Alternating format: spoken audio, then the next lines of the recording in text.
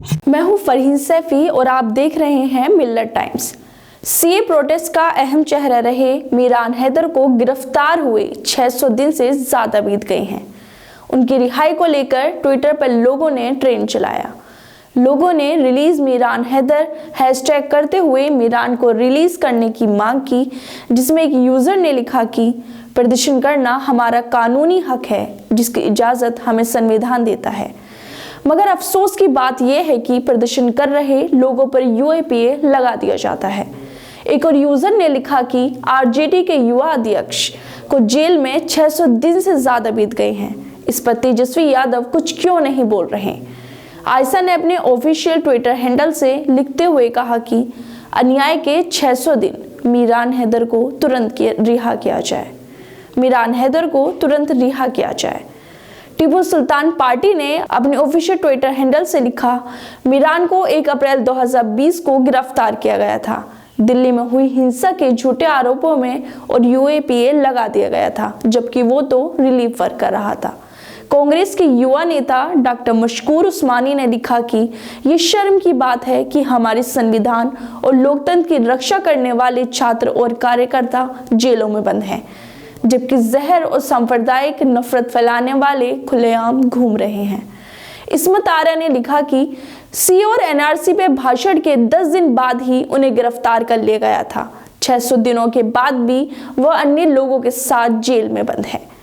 SOA party ने tweet कर कहा कि अन्याय के 600 दिन पूरे हो चुके हैं। दिल्ली दंगों की साजिश के आरोप में जामिया मिलिया इस्लामिया के पीएचडी के छात्र मीरान हैदर को दिल्ली पुलिस स्पेशल सेल ने 1 अप्रैल 2020 को गिरफ्तार किया था। मीरान हैदर बिहार के सिवान का रहने वाले हैं। मीरान हैदर लालू यादव की राष्ट्रीय जनता दल आरजेडी पार्टी के दिल्ली युवा प्रदेश अध्यक्ष हैं। फरवरी के महीने में हुई दिल्ली दंगों में 50 से ज्यादा लोगों की मौत हो गई थी और सैकड़ों लोग घायल हो गए थे। मीरान हैदर को दिल्ली पुलिस की स्पेशल सेल ने यूएपीए यानी गैर कानूनी गतिविधि रोकथाम कानून के तहत गिरफ्तार किया था, जिसमें दावा किया गया है कि उसने दिल्ली में हिंसा भड़काने का काम किया है। प्रदर्शनों में भीड़ इकट्ठे करने के साथ साथ इंतजाम करने का भी काम किया था। दिल्ली पुलिस का दावा है कि मीरान के मुताबिक उसने जामिया में हुई हिंसा के बाद दिल्ली दंगों में प्लानिंग की थी और दिल्ली हिंसा के लिए पीएफआई फंड इकट्ठा किया था। उसने दिल्ली हिंसा के लिए 5 लाख रुपए तक जमा किए थे। हमारी वीडियोस देखने के लिए बेहद शुक्रिया। मिल्लत टाइम्स की खबरें पढ़ने, सुनने और देखने के लिए गूगल प्ले स्टोर से ऐप डाउनलोड करें। यहाँ आप उंगली की क्लिक में पढ़ सकते हैं 4 ज़बानों में न्यूज़, उर्दू, हिंदी, अंग्रेज़ी, बंगला। आप ऐप पर मिल्लत टाइम्स की वीडियोस भी देख सकते हैं। अगर आप YouTube पर देख रहे हैं तो रेड बटन को दबाकर चैनल को सब्सक्राइब करें और बेल आइकन ज़रूर दबाएं। फेसबुक पर देख रहे हैं तो पेज को लाइक और फॉलो ज़रूर करें। ट्विटर और इंस्टाग्राम पर भी मिल्लत टाइम्स को फॉलो करें। मिल्लत टाइम्स की स्टोरीज हासिल करने के लिए टेलीग्राम और व्हाट्सएप पर बराह रास्त हमारे साथ जुड़ सकते हैं।